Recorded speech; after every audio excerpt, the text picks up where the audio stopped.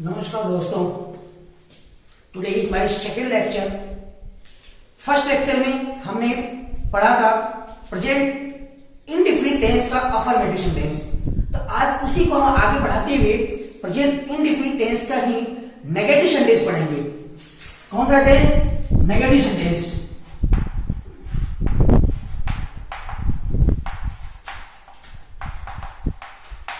Negative sentence दोस्तों, आप इसे पढ़ने से पहले हमें यह पता होना चाहिए कि नेगेटिव सेंटेंस होता क्या है।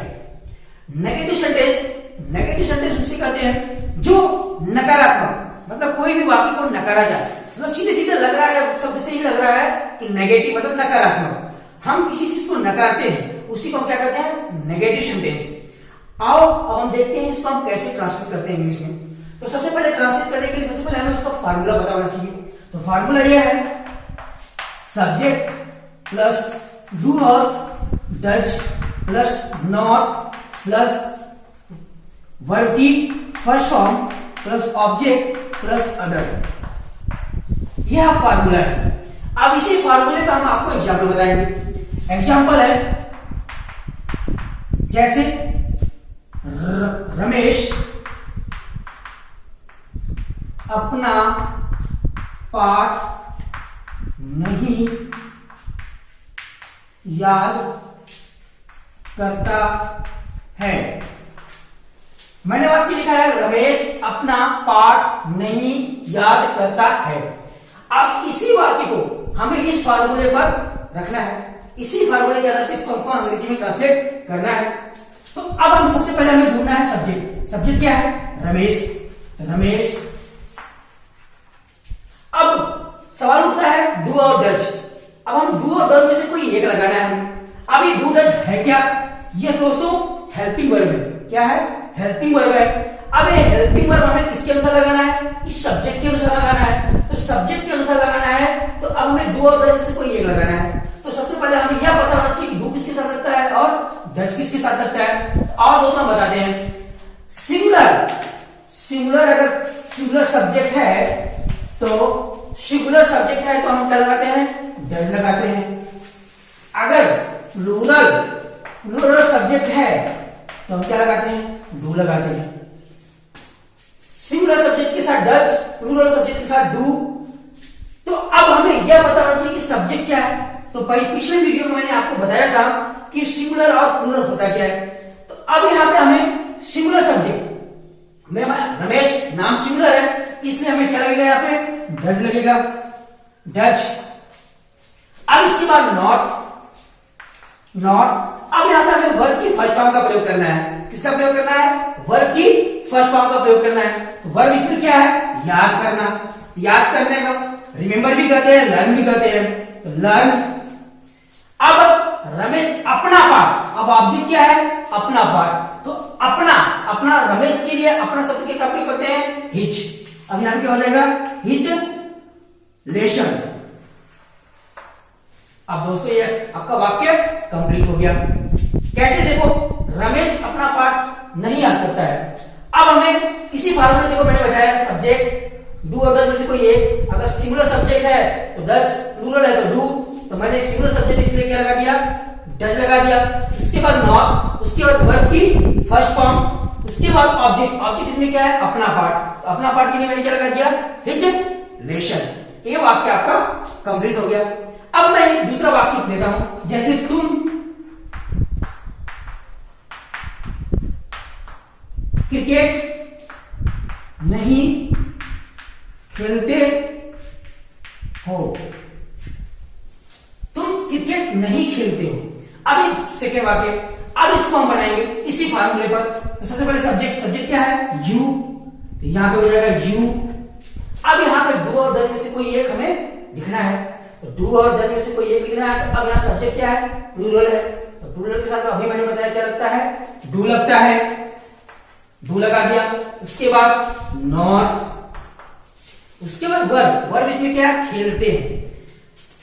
तुम क्रिकेट नहीं खेलते हो। तुम क्रिकेट नहीं खेलते हो तो खेलने को क्या कहते हैं? प्ले। अब क्या नहीं खेलते हो? क्रिकेट। अब ये हो गया दोस्तों। अब ये दोनों वाक्य देख लो, अगर आपको अच्छी लगे तो बता देना। ये वाक्य आपका कंप्लीट हो गया। अब आई होप आप लोगों को समझ में आया होगा। अब हम इसके बाद पढ़ेंगे इंट्रोगेटिव। क्या पढ़ेंगे? इंट्रोगेटिव।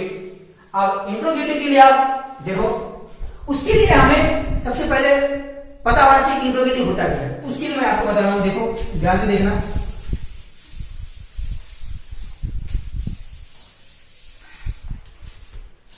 अब इंट्रोगेटिव,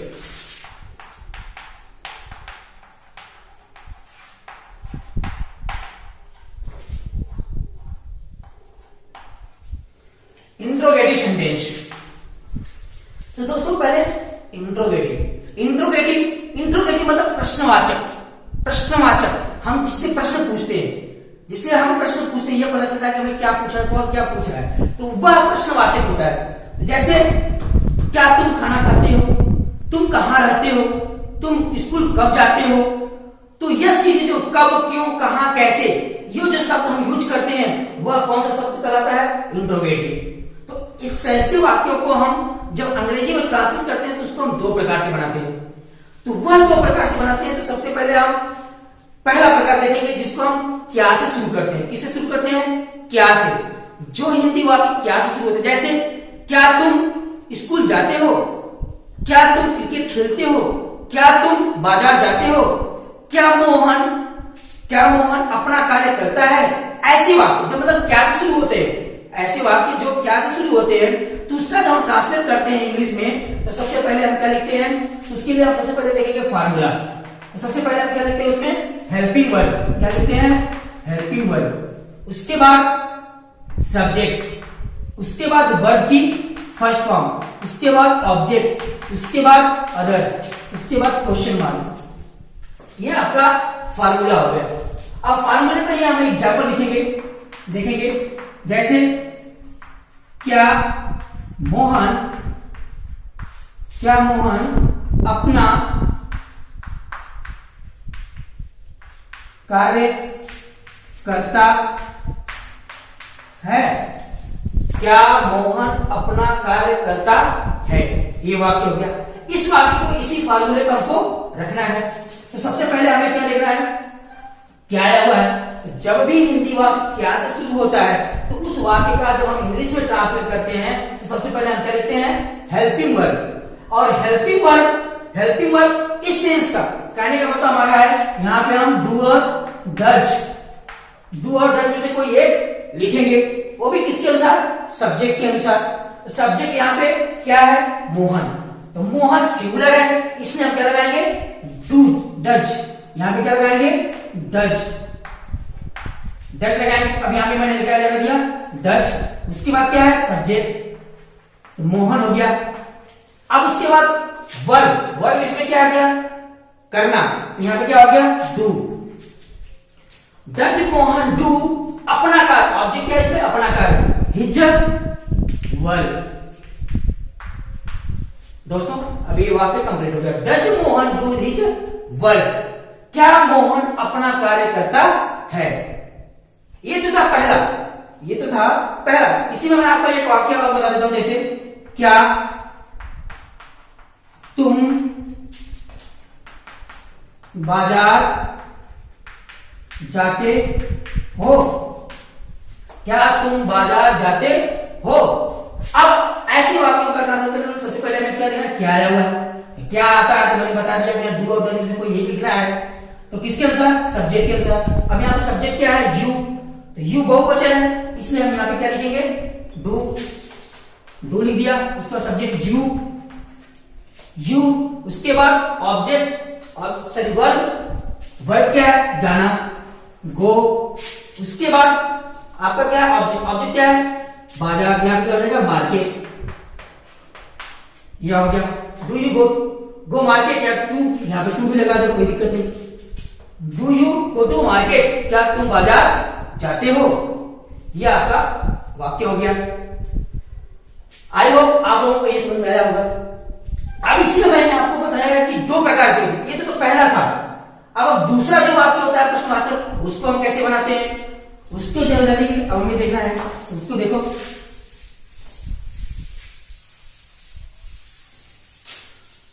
ये था क्या से शुरू होने वाला, ये क्या था, क्या से शुरू होने वाले वाक्य। लेकिन यही प्रश्नवाचक वाक्य जब वाक्यों के बीच में क्या, क्यों, कब, कहां, कैसे वाक्यों के बीच में आते हैं तो उसको हम कैसे ट्रांसलेट करते हैं, कैसे बनाते हैं, आओ हम देखते हैं। उसके लिए फार्मूला है, सबसे पहले क्वेश्चन वर्ड, उसके बाद डू या डज, उसके बाद सब्जेक्ट, उसके बाद वर्ब की फर्स्ट फॉर्म, उसके बाद ऑब्जेक्ट, उसके बाद अदर, उसके बाद क्वेश्चन मार्क। यह दोस्तों फार्मूला होगा। जैसे एग्जाम्पल के लिए वाक्य लिखो, जैसे तुम मुंबई में कहां रहते हो। मैंने वाक्य लिखा है तुम मुंबई में कहां रहते हो। अब ये वाक्य है, अब यहां पे दोस्तों देखो प्रश्नवाचक शब्द जो है कहां, कहां कहां पे आया हुआ है, बीच में आया हुआ है। तो ऐसे वाक्यों का जब हम ट्रांसलेट करते हैं, जो वाक्य बीच में, जो प्रश्नवाचक वाक्य जो शब्द है वो बीच में आते हैं, तो उसको हम सबसे पहले लिखते हैं। यहाँ फॉर्मूला देखो, लिखा हुआ है डब्ल्यूएच वर्ड पहले, क्वेश्चन वर्ड पहले लिखेंगे। तो कहां को क्या लिखेंगे, वेयर। अब उसके बाद डू और डज, किसके अनुसार, सब्जेक्ट के अनुसार। यहां पे क्या हो गया, डू, उसके बाद यू, उसके बाद है वर्ब, वर्ब मतलब रहना, यहां पे क्या हो जाएगा, लीव। अब ऑब्जेक्ट क्या है, मुंबई, इन मुंबई।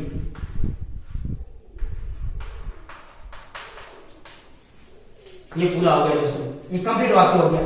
जैसे मैं एक और वाक्य देता हूं, जैसे राम स्कूल कब जाता है। राम स्कूल कब जाता है। अब यहां पे भी देखो दोस्तों, बीच में क्या आया हुआ है, कब। तो कब को क्या कहते हैं, when does Ram go to school. ये हो गया दोस्तों। अब ये हो गया आपका क्वेश्चन मार्क, मतलब प्रश्नवाचक, इंट्रोगेटिव। ये हो गया इंट्रोगेटिव। तो आई होप आप लोगों को ये वाक्य समझ में आया होगा। अब इसके बाद हम क्या पढ़ेंगे, interrogative and negative sentence. Interrogative and negative sentence, आओ देखते हैं। उसके लिए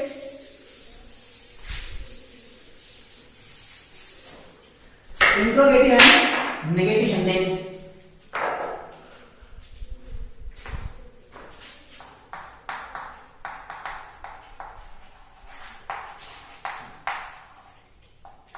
इंट्रोगेटिव एंड नेगेटिव सेंटेंस।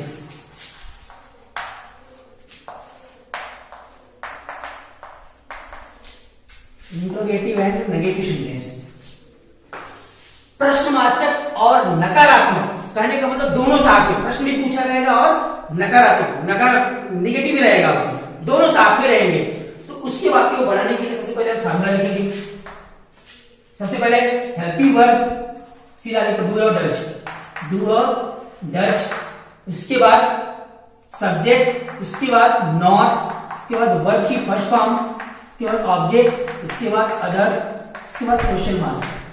जैसे क्या रवि स्कूल नहीं जाता है। क्या रवि स्कूल नहीं जाता है। अब यहां पे देखो दोस्तों, क्या से भी शुरू है और नकारात्मक भी है। तो ऐसे वाक्यों का जो हम हिंदी में ट्रांसलेट करेंगे, सबसे पहले हमें क्या लिखना है, डू और डज, किसके अनुसार, सब्जेक्ट के अनुसार। सब्जेक्ट एक वचन है इसलिए क्या लिखेंगे, डज, रवि, उसके बाद नॉट गो टू स्कूल। ये हो गया दोस्तों। जैसे एक और एग्जांपल देखो, क्या तुम अपना कार्य नहीं करते हो। क्या तुम अपना कार्य नहीं करते हो। अब यहां पर देखो, सबसे पहले हमें क्या लिखना है, helping verb do you not do your work. Do you not do your work? क्या तुम अपना कार्य नहीं करते हो? यह वाक्य हो गया आपका। अब इसीलिए जो बीच में वाक्य आते हैं उसका देखते हैं।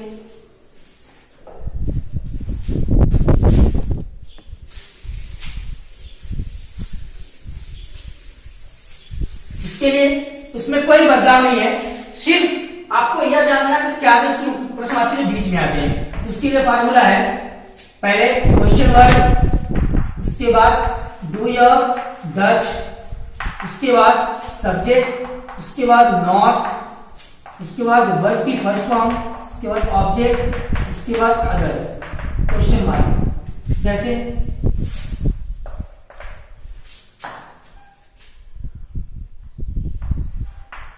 तुम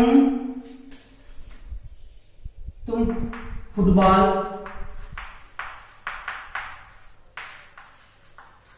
क्यों नहीं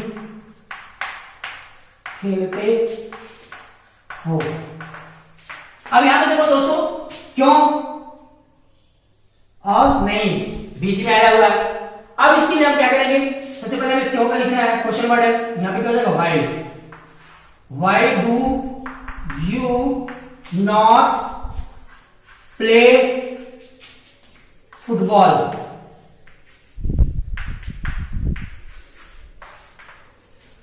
why do you not play football? तुम फुटबॉल क्यों नहीं खेलते हो? अब इसको कुछ नहीं करना था, इसमें सिर्फ क्वेश्चन वर्ड जो बीच में आया उसको हमको सबसे पहले लिखना था, उसके बाद हेल्पिंग वर्ब, उसके बाद सब्जेक्ट, उसके बाद नॉट, उसको वर्ब की फर्स्ट फॉर्म, ऑब्जेक्ट, अदर है ही।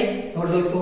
एक और एग्जांपल देखो, जैसे माता जी खाना क्यों नहीं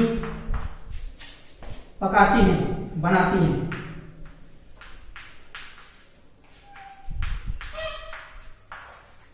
माता जी खाना क्यों नहीं बनाती हैं?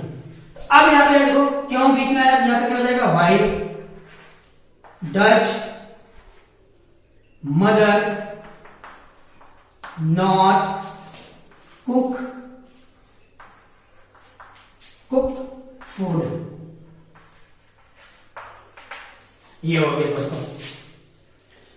अब इस तरह आपको प्रेजेंट इंडेफिनिट आपका कंप्लीट हो गया। तो आई होप आप लोगों को समझ में आया होगा। तो और इसके बाद आपको प्रेजेंट कंटिन्यूअस अगले वीडियो में पढ़ाएंगे। थैंक यू, धन्यवाद।